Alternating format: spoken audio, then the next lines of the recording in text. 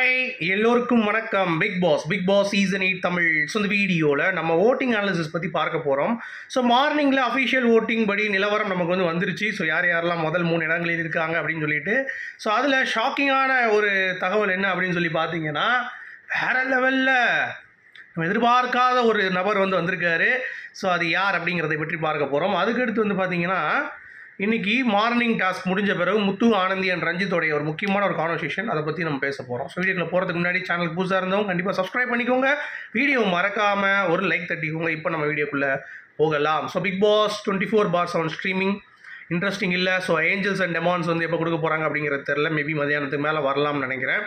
அந்த டாஸ்க் ஒரு பக்கம் இருந்தாலும் எப்படி இந்த கேமோட இம்பேக்ட் மாறுதுன்னு பார்த்தீங்கன்னா, சாச்சனா முத்துக்குமரனை இப்போது ஜட்ஜ் பண்ணிட்டாங்க. ரைட்டு, நம்மக்கிட்ட கொஞ்சம் வெளியே போகிறான், அப்போ என்ன பண்ணலாம் அப்படிங்கிறப்ப விஷால் கூட ஒட்டிக்கலாம் அப்படின்ற மாதிரி அவங்க ஒரு பிளான் பண்ணுறாங்க. ஸோ முத்துவும் கிளவராக ஆட ஆரம்பிச்சிட்டார். ஏன்னா சாச்சனா கூட மஞ்சரி கூட இருக்கிறது அவருக்கு நெகட்டிவ் அப்படிங்கிறது அவருக்கும் புரிஞ்சிருக்கும்ல, நம்ம அவரை இன்ஃப்ளூயன்ஸ் பண்ணுறோம் அப்படின்ற மாதிரி. ஸோ அந்த ஆங்கிளில் முத்துக்குமரன் பார்த்திங்கன்னா இப்போ கொஞ்சம் விலகி அவருடைய வேலையை பார்க்க போயிட்டார்.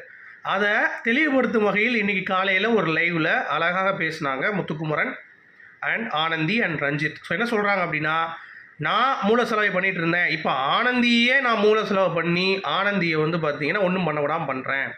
அதாவது இந்த வீட்டில் பிக்கெஸ்ட்டு மூளை செலவை செய்பவன் நான் தான் அப்படின்ற மாதிரி ஒரு ஸ்டாம்ப் பண்ண ட்ரை பண்ணுறாங்க.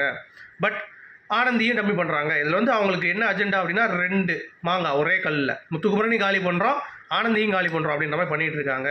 ஸோ உள்ளே இருக்கிறவங்க பெர்ஃபார்ம் பண்ண ஆரம்பிக்கிறாங்க, தனித்தனியாக தன்னுடைய இண்டிவிஜுவாலிட்டியை காட்ட ஆரம்பிக்கிறாங்க அப்படின்றது அவருடைய ஒரு தகவலாக இருக்குது.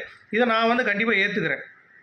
முத்துக்குமரன் கரெக்டாக தான் கணிச்சிருக்கீங்க. So this is very very good அப்படிங்கிறது தான் சரியா. அது மட்டும் இல்லாமல் எனக்கு பர்சனலாக தோன்ற விஷயம் என்ன அப்படின்னா, ரஞ்சித் அவர்கள்கிட்ட போய் இதை எக்ஸ்பிளைன் பண்ணுறது அப்படிங்கிறது 2 பேருக்கும், ஏண்டா எப்படிப்பட்ட பிளேயர்ஸு ஸ்ட்ராட்டஜி அப்படி இப்படின்னு டிஸ்கஸ் பண்ணுறது ரஞ்சித்தில் போய் சொல்லிட்டு இருக்கீங்க அப்படின்ற மாதிரி. அவருக்கு சொல்கிறார், சாச்சனா இந்த மாதிரி கரெக்டாக தர்ஷிகாவுக்கு ஒரு ஓட்டு போட்டாங்கன்னு சொல்லி நம்ம ஆனந்தி சொல்லிட்டு இருக்காங்க. அப்போ பா அப்படியா, எவ்வளோ அழகாக விளாட்றாங்கல்ல, நமக்கு அது கூட நான் இருக்க மாட்டேது. எப்பா சாமியே, அது கேமியா ரஞ்சித் சாமி, அதுதான் கேமு. நீங்கள் அனலைஸ் பண்ணணும், நீங்கள் யார் இது பண்ணணும் யோசிக்கணும், கொஞ்சமாச்சும் மூளையை பயன்படுத்தணும். சும்மா உட்காந்து காஃபி கலக்கிறதுக்கு நீங்கள் வரல சரியா. ஆனந்தி இதே போயிடுச்சு உங்கள் மேலே இருக்க மரியாதை. ஏன்னா நீங்களாச்சும் கொஞ்சம் அனலைஸ் பண்ணுவீங்க, அது அவர்கிட்ட போய் பண்ணிகிட்டு இருக்கீங்க பாருங்கன்ற மாதிரி. அது முத்துவும் ஜாயின் பண்ணி ரஞ்சித்துக்கு இதை போய் சொல்லிட்டு இருக்காரு, இந்த மாதிரி மாங்காய் அடிக்கிறாங்க அது அடிக்கிறாங்க. அது புரியாமல் அப்படியே முடிச்சு நடக்க உட்காந்து தூங்கிடும் போல உட்காந்து.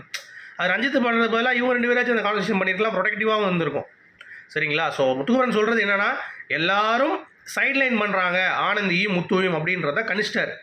ஸோ இனிமேல் நம்ம மெயின் லைவ் லைட்டில் இருக்கணும்னா என்ன பண்ணணும், அதற்கான ஒரு எஃபர்ட் அப்படிங்கிறத பார்த்தீங்க அப்படின்னா போடணும். ஸோ முத்து ஸ்மார்ட்டு தான் பையன், கேமர் தான் பையன். ஆனால் இதை கண்டுபிடிச்சது மட்டும் இல்லாமல் அடித்து ஆடுறதை பார்க்கணும். நீங்கள் பவித்ராட்ட பேசும்பொழுது இன்னும் கொஞ்சம் ரைஸ் ஆகணுன்றேன். சும்மா உட்காந்துக்கிட்டு அது முத்துக்குமரன் தான், இயல்பான முத்துக்குமரன் தான். இயல்பான முத்துக்குமரன் திடீர்னு கத்தலாம் முடியாது, நான் அதுக்கு சொல்லலை. பட் இருந்தால் இன்னும் போல்ட் எனஃபாக என்ன நீங்கள் சொல்கிறீங்க சொல்லுங்கள், எனக்கு அது தெரிஞ்சாகணும் அப்படின்னு சொல்லிட்டு அவங்கள போட்டு கொட்டஞ்சி முடியணும். அப்போ தான் வெளியே ரசிப்பார்கள் அப்படிங்கிறது தான் பாயிண்ட்டு. ஸோ அதை முத்துக்குமரன் இனிமேல் பண்ணுவார்னு நினைக்கிறேன். அஃபீஷியலில் முத்துக்குமரன் முதலிடத்தில் இருக்கிறார் அப்படின்ற நியூஸ் வந்துருச்சு. ஸோ முத்து தான் கப்பு தான் முத்து அப்படின்ற மாதிரி அந்த நிலைமைக்கு இப்போ கொஞ்சம் வர ஆரம்பிக்குது. பட் இன்னொரு ஷாக்கிங்கான விஷயம் சொன்னீங்கன்னா, பெரிய டிஃப்ரென்ஸ் அப்படின்னு சொல்கிறோம்ல, அது கண்டிப்பாக இருக்குது.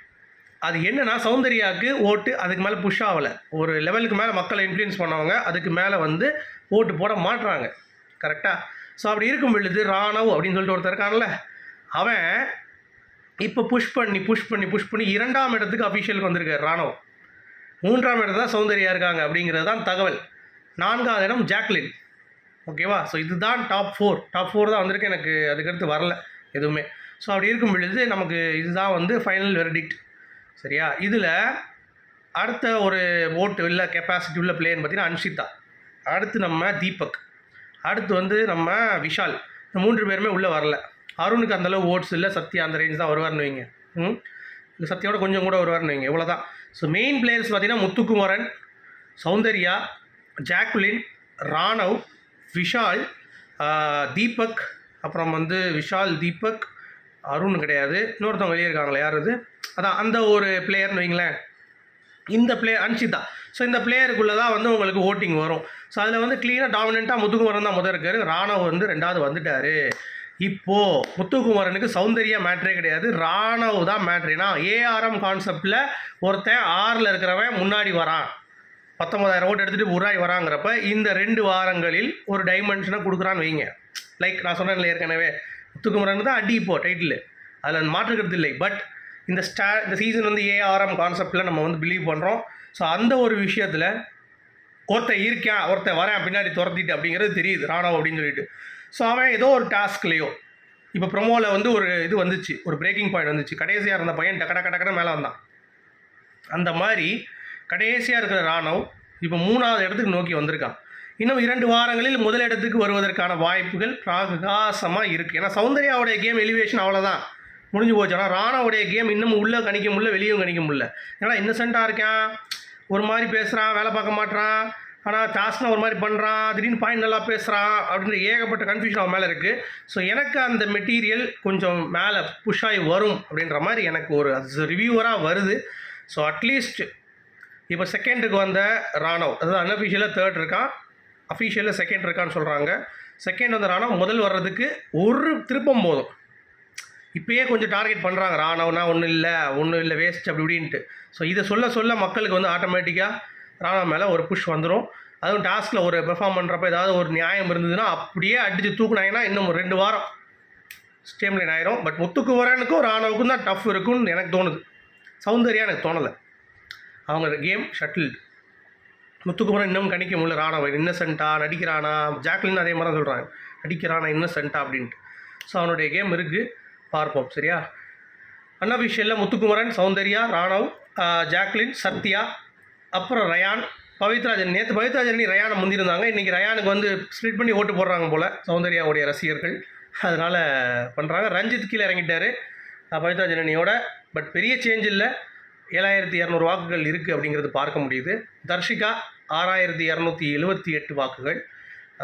தர்ஷிகா வெளியேறுவதற்கு வாய்ப்பு இருக்குது. நம்ம ஏற்கனவே ஒன்று சொன்னோம்ல, தர்ஷிகா, சாச்சனா, ஆனந்தி. இதில் இன்னொருத்தர் சத்யா சொல்லியிருந்தோம். பட் சத்யாவுக்கு ஓட்ஸ் இருக்குது 8,900 பேர் போடுறாங்க, எப்படிங்க அப்படின்ற மாதிரி தான் இருக்குது. ரஞ்சித் கூட 7,200 தான் இருக்குது. ஸோ சத்யா ஏற்கனவே சீரியல் நடிச்சிருக்காரு, கொஞ்சம் படத்தில் நடிச்சிருக்காரு, அந்த இன்ஃப்ளூயன்ஸ்னாலும் பிக் பாஸ் வீட்டில் ஒன்றும் பண்ணலையே அப்படின்ற மாதிரி இருந்துச்சு. சரி, இப்போ நான் வந்து 4 பேர் வந்து ரஞ்சித்தை உள்ளே தூக்குறேன். தர்ஷிகா, ரஞ்சித்து, சாச்சனா, ஆனந்தி, இந்த 4 பேரில் 2 போகிறதுக்கு வாய்ப்பு இருக்குது அப்படிங்கிறது தான். மஞ்சரியும் இறங்கிடுச்சு ஓட்டு, ஏன்னா அவங்களுடைய பித்தலாட்டத்தை பார்த்துட்டாங்கல்ல. ஆனால் ரொம்ப கேவலமாக இருக்கிறது ஆனந்தி, சச்சனா மட்டும்தான். அதனால் விஜய் சேதுபதி அவர்கள் என்ன முடிவு எடுக்க போகிறார் அப்படிங்கிறது நமக்கு தெரியல. ஸோ வெயிட் பண்ணி பார்க்கலாம். உங்களுடைய கருத்துக்கள் என்ன அப்படிங்கிறத சொல்லுங்கள். ஸோ வெளியேற போவது தர்ஷிகாவா, சாச்சனாவா, ஆனந்தியா, ரஞ்சிதா, இந்த 4ல் 2 அப்படிங்கிறது என்னுடைய பாயிண்ட் ஆஃப் வியூ. ஸோ உங்களுடைய இதுக்கு சொல்லுங்கள். ஸோ ராணவா, முத்துக்குமரனா, சௌந்தர்யாவா முதலிடத்தில்? இப்போதைக்கு முத்துக்குமரன் வீட்டு அடிச்சு கீழே இறக்குவாங்களா அப்படிங்கிறத பொறுத்து இருந்து பார்க்கலாம். உங்களுடைய கருத்து மீண்டும் சந்திப்போம்.